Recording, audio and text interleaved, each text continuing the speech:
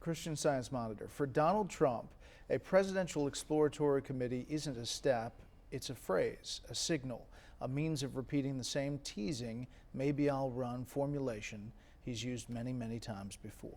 Well, it's a theme that you seem to keep coming up with too, and other people do also.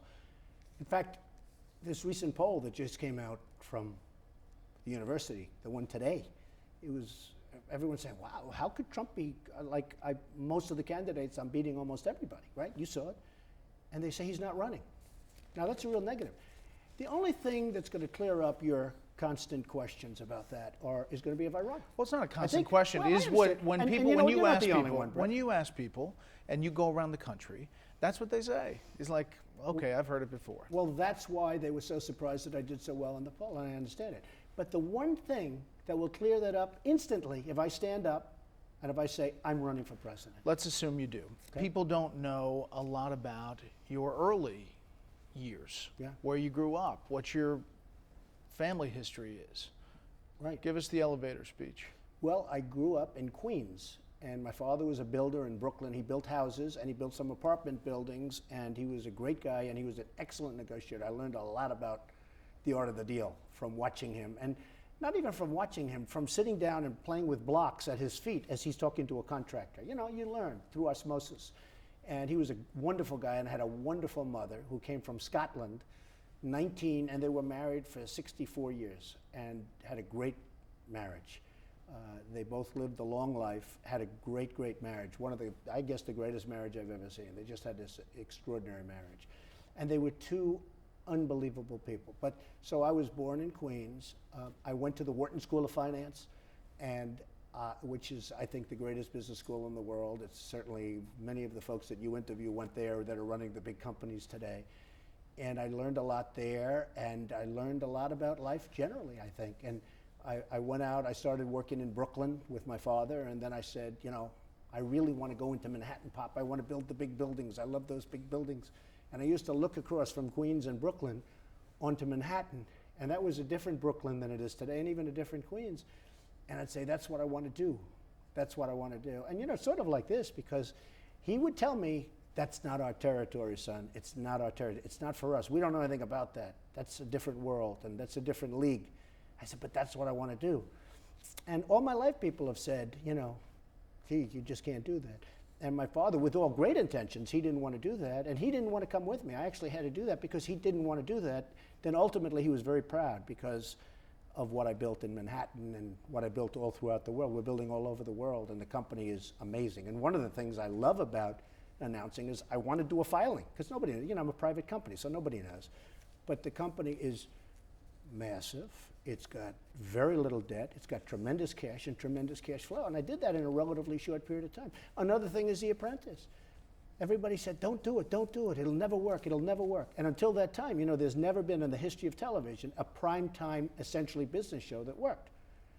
And my agent said, I won't allow you to do it. You're going to embarrass yourself. It became the #1 show on television. It did phenomenal ratings. And to this day, as you know, NBC, and they've been great to me, at least the real NBC. I wouldn't say NBC News, you know, I won't mention names, but they've been really great to me. NBC's a company I have great respect. Brian and Steve Burke and the whole group. I mean, these people are, Bob Greenblatt, they have been so tremendous to me, and they want to do The Apprentice again. See, I give up because it gets good ratings. You understand it better than anybody. If it gets good ratings, forget it. You can be a terrible human being if you're on television. If you get good ratings, you're the king. And if you can be the nicest guy in the world. And it's very simple. You know, we had a great season.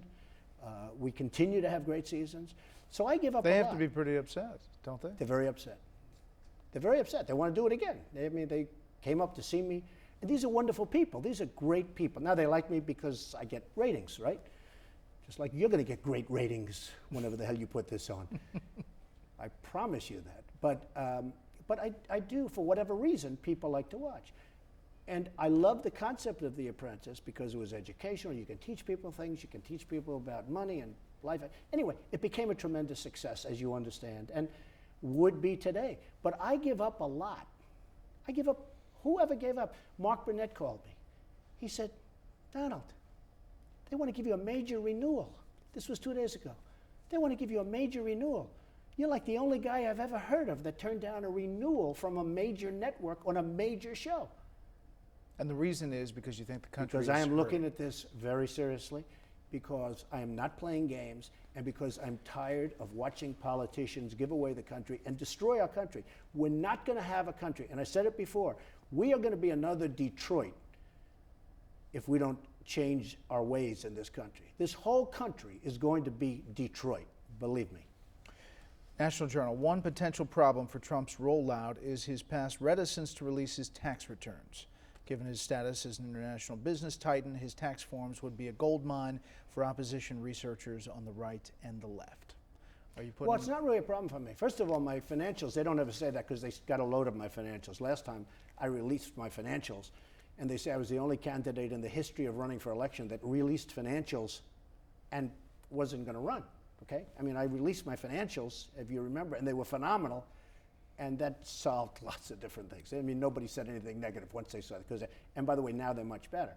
But just so you understand on taxes, hey, I'm a businessman. I'm not the president right now. I want to fight like hell to pay as little tax as possible. I mean, I'm telling it like it is. You know, Warren Buffett can say all about, you know, well, we should pay more tax. It's okay, and I don't disagree. I'm just saying this. I'm a businessman. I fight like hell. I give a lot of things away. I give land trusts away. I give lots. It's all deductions and deductions. They have more deductions and other things, some good, some bad. Legally. Legally, sure. But I want to tell you right now, I have no problem with giving my tax returns, but I would tell you up front, a stupid person, a really stupid person, is paying a lot of tax. If you're in business, again, I'm in business for myself and for my family. I want to take care of my kids, my this. I give a lot of money to charity. Well, I don't mind, you know, if I'm paying less because I'm smart, because I have the best lawyers, and because I have the best accounting firms in Washington. I have lawyers in Washington, I pay millions of dollars. And I'll give away this, I'll give away that, I'll be entitled to certain deductions that I never even heard about. I have no idea why I'm getting them, but I'm entitled to deductions. So I have tax returns that will be up to the ceiling. I mean, literally, which is ridiculous, okay? It's ridiculous how complex the code is. But I have tax returns that will go from here practically to that ceiling and maybe beyond. That's a pretty high ceiling. And I'm proud of the fact, as a businessman, I want to pay as little tax as possible. So I wouldn't say, oh, gee, like Romney was sort of, you know, embarrassed. He didn't want, he did it wrong. We're working for ourselves right now. We're working for our employees. I got a lot of employees. I have thousands. I've employed tens of thousands of people over the years. Okay, tens of thousands, Brett. And they're all happy. They made money. Healthcare taken care of, education taken care of, big jobs all over the place. I mean, I bought Turnberry in Scotland. Now, that doesn't help us too much, but, you know, I like to make good investments, right? When I'm finished, I would love to give it all up. I'll let Ivanka, I'll let my boys, I'll let my family run the business. It's great business. They can run it. I just don't want them doing major deals, okay? Because if they do a major deal, who knows what happens. But it's a great business.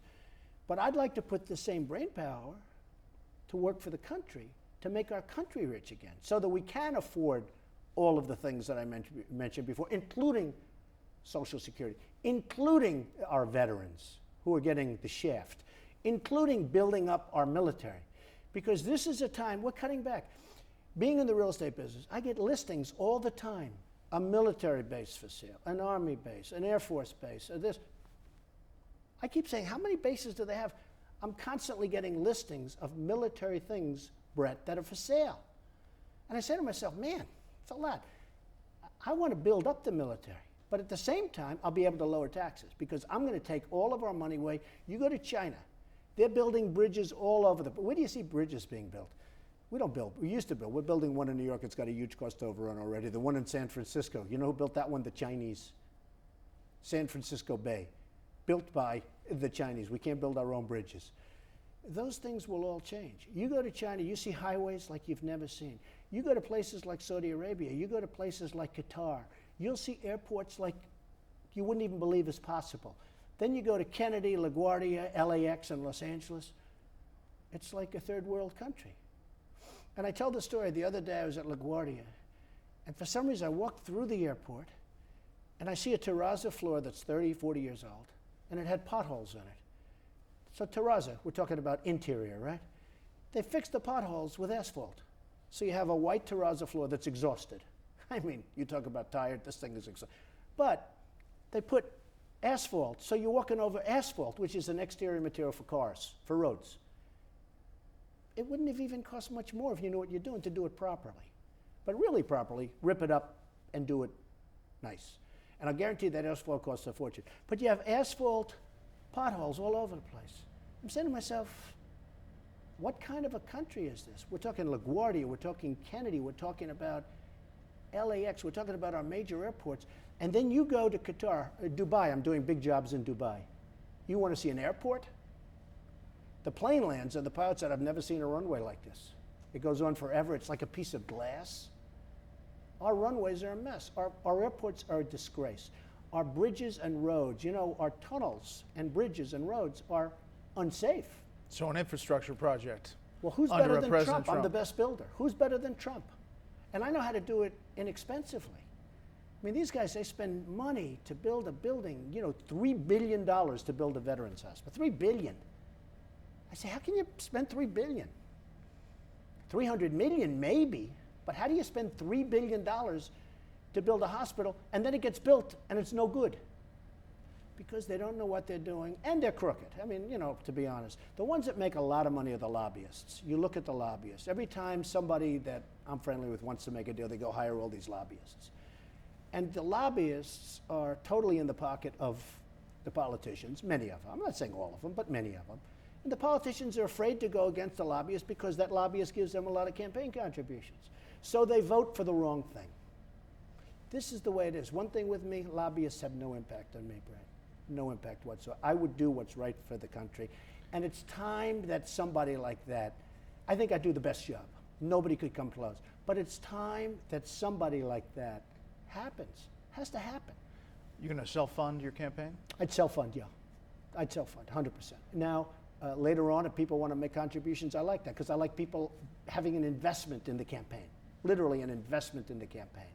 But nobody's going to come along and say, as they do with politicians, I want to be the ambassador to France. I want to be the ambassador to some other place. That's what they do. I'm going to raise you $1 million. I want to be the ambassador to a certain country. I want to be in Sweden. You know, they say, my parents were born in Sweden. I want to be the ambassador. I'm raising you $5 million. He's going to be the ambassador to Sweden. None of that crap is going to happen if it's with me. I put the most capable people. One other thing, I know the toughest, the smartest people. I deal with them all the time. Wall Street. We have some people that are just truly great people to negotiate. They're not nice. They're not nice people. You may not like them. Your wife may say, I don't ever want to be with that person again. But they're brilliant negotiators. I know who they are. I know the good ones. I know the bad ones. I know the ones that are overrated. There are some that you report on that are totally overrated. They're not good at all, but people think they are. I would pick people where China wouldn't have a chance. They wouldn't have a chance. So just to finish, very, very strong in the military, very strong in taking care of our veterans, very important. And to do all that, we have to take all of our jobs back from China and many other countries. And we can't let Mexico get going because they're really hurting us. You're not a stranger to the publicity. This is People magazine. This is an article about your beautiful family. Yes. That's very nice of them. I love People magazine. It's a great spread. Are they ready for this? Nobody knows if anybody's ready. It's a tremendous burden on a family. There's no question about it. I see presidents, I look at President Obama. You know, people age. I watched Lyndon Johnson. He looked vibrant, and then he looked like he was an old man. He couldn't do it anymore. And he was a tough cookie. It's a tremendous burden on a family, and I understand that. And I explained it to Ivanka and Don and Eric and Tiffany. I explain it to everybody. And I explain it to my wife. I have a great wife. She's an elegant woman. She's a good woman. She's got a tremendous heart. But I said, our country is dying. And the politicians are not going to change that. And many of them are friends of mine. And they come up to my office. You know, most of the guys that are running on the Republican side have been up to my office. Hillary Clinton and Bill Clinton, I know them very well. But they're not going to do it. It's not going to get done. It's just not going to get done. They all sort of, they come up I don't want to mention names, but you can just sort of look at your logs. But they come up and they sit in my office. First thing is, I'd love your support, but are you running? Because they don't know either. I may surprise a lot of people, and I'm not doing this for fun. There was one magazine that said Trump has a great time doing this. I don't. I don't. I'd rather be doing many other things. Let me short lightning round on your potential competition. First of all, if you get through, Hillary Clinton. Well, I think she's got some big problems. I think she's got a huge email problem, and I think that's going to have to be cleared up. And, you know, I'm not so sure. Don't forget, when she ran against Obama, it was a lock. It was going to be a lock, and all of a sudden he came out of nowhere and he ended up winning. So you never know in politics. It's called life and politics. You never know what's going to happen. But I think she's got some very big problems, and I think she has a very, very potentially big legal problem with respect to the emails and erasing all of those emails. I think that's a big problem. Vulnerable? I think she's vulnerable, yeah. All right, in the GOP, Jeb Bush.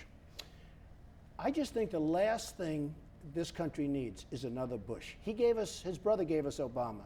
The last few months of his brother's administration were a total catastrophe. Iraq was started by George Bush, and Jeb was right there. They gave us a Supreme Court Justice, Roberts, who basically approved Obamacare, which was a shocker to everybody, and that was a Bush appointee, and Jeb wanted Roberts. But the last thing we need, he's into federal government with respect to education, Common Core, totally in favor of it. I think that's a killer for him in the primaries, if you want to know the truth. You're not for it. I'm for local education, 100%. And his stance on immigration, if you remember his statement on love, they come in for love. They come in for love. Well, what is that all about? They come in for love. And so I just think the last thing we need is another Bush. You checked the box Hispanic in the voter registration. Did you see that? Well, that's a positive. You know, it's a positive. He will do probably better with Hispanic. Do you know the funny thing? Like owning Doral, I'm right in the middle of a very, very Spanish area, and Latin area, Venezuelans all over. I mean, it's great. I have a fantastic relationship. They don't want to see people pouring into the country. You know, they're working and they're working hard. They don't want to see it. So, you know, it's not just like let's let everyone in and your Spanish population is going to love you. They don't want to see people pouring into the country either. You will be surprised at the numbers. Scott Walker. Really nice guy, came up to see me. I helped him in his campaign a lot. He gave me a beautiful plaque. We have to see what's going on with Wisconsin. I mean, Wisconsin's not doing so well, which actually surprised me. I looked at something the other day in Time magazine, and it was 2 paragraphs on a bigger story that Wisconsin is not doing well, and it's way below projections. And I was very surprised to see it, to be honest with you. And that was part of a bigger story, but it got me. I like him a lot personally. I love that he took on certain fights that a lot of people don't have the guts to take on. So I respect him in that way. We have to see what's going to happen with Wisconsin. Marco Rubio. I don't know him.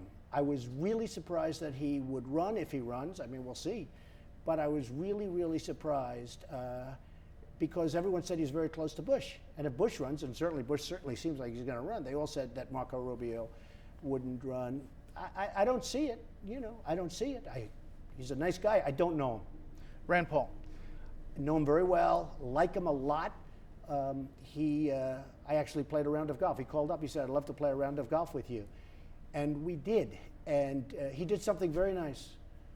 Somebody asked from the press, did he beat Trump in golf? And the press agent said, or whoever it was said, yes, he beat Trump. And Rand Paul didn't beat me, and he put out a notice that he did, which I thought was very cool, if you want to know. You understand that. Yeah, well, Being you're a an good athlete, golfer. I'm a good golfer. And we had a great time.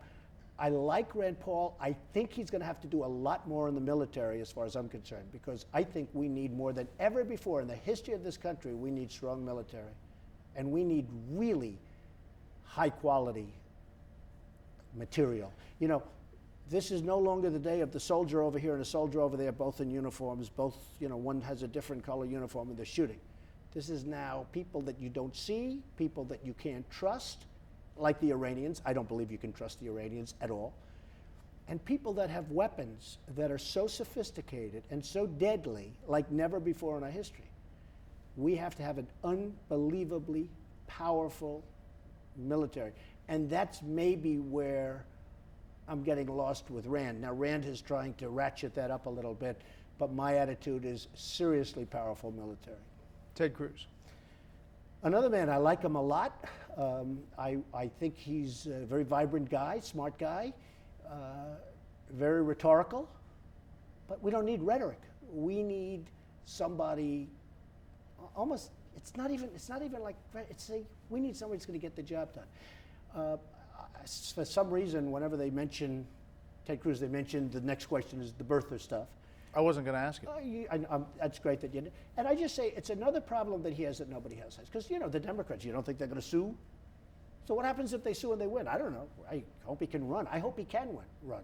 But what is going to happen if the Democrats sue and they win? And he's chosen as the candidate. Do we have no candidate?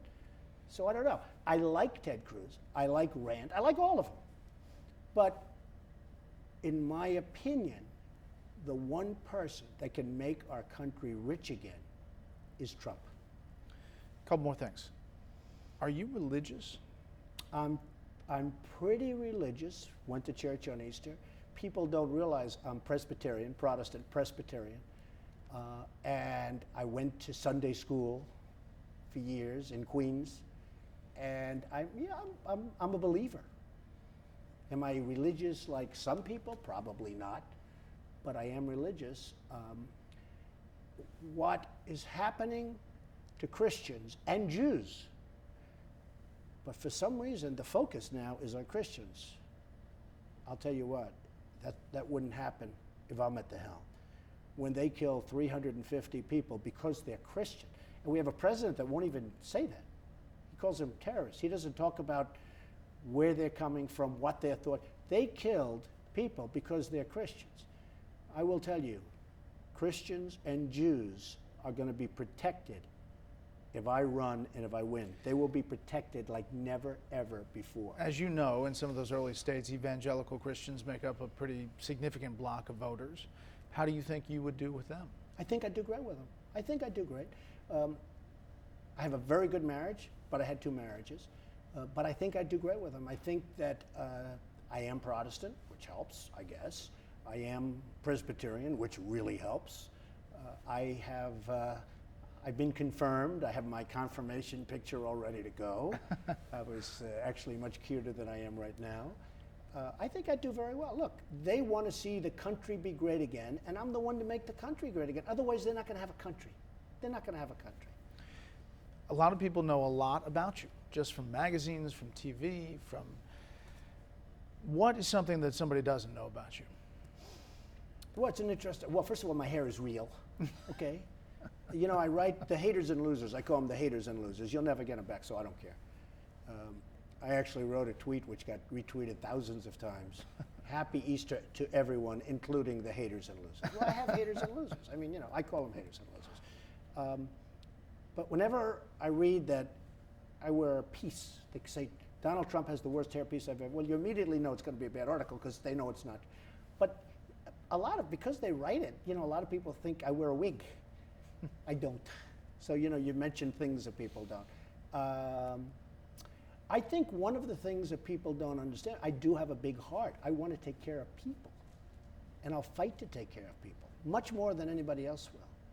And I sort of said at the beginning of the interview, I'm conservative, but I have a very big heart. I want to take care of people.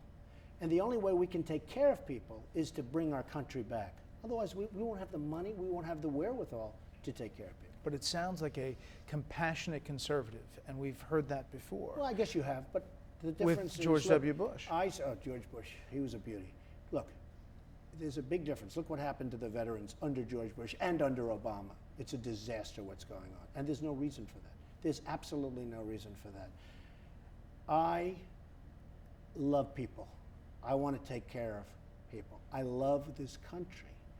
I also love what I do. I love my business. You know that because you know me a little bit, and I love what I do. I love that I'm building the old post office. I'm building this great hotel, by the way, right next to the White House, right between White House and Congress, right?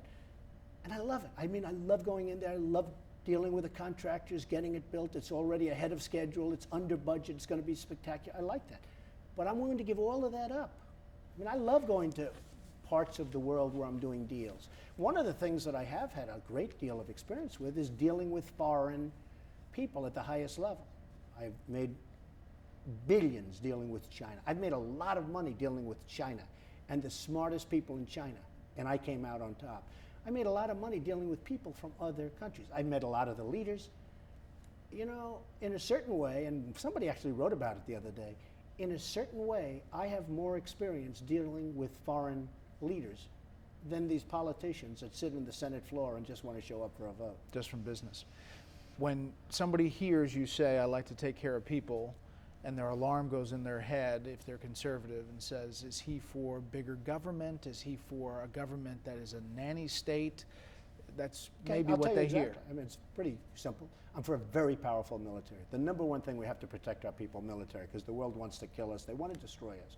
So I'm for stronger than anybody else. I'm for a strong military. And I'll be able to make a tremendous amount of money by taking back the stupidity that's been done over the years and making our military strong. With that being said, we have to make our government smaller in so many ways. For instance, education should be local. We talked about that. Medical can be very much more localized. And you're going to get much better treatment, much better care, and it's going to be less expensive. There's so many different things you can do. The one thing and the one element that I feel so strongly about is we have to build back up our military. And that is something that I want to make very powerful, very strong. But I'm going to fund it by stopping some of the things happening over in other parts of the world with our money. Because they take our money like taking candy from a baby. It's that easy. You know, it's very interesting. I have friends from China, very smart. They call me and they say, Donald, I cannot believe, actually, that we get away with what we're doing to the United States. Now, they don't know I'm going to be on your show saying that, and I'm not using their names, but people from other countries, including Mexico, I have a friend in Mexico, he can't believe what they get away with. He can't even believe it, because we have the wrong people. The wrong people. The go, no-go time, the decision? I would say June, July, and make a very, very strong decision. And if I go, I go. I go, and look, very simple. I want to make our country great again. It's a very simple campaign. And I don't know anybody else that can do it. Thanks for the time. Thank you very much.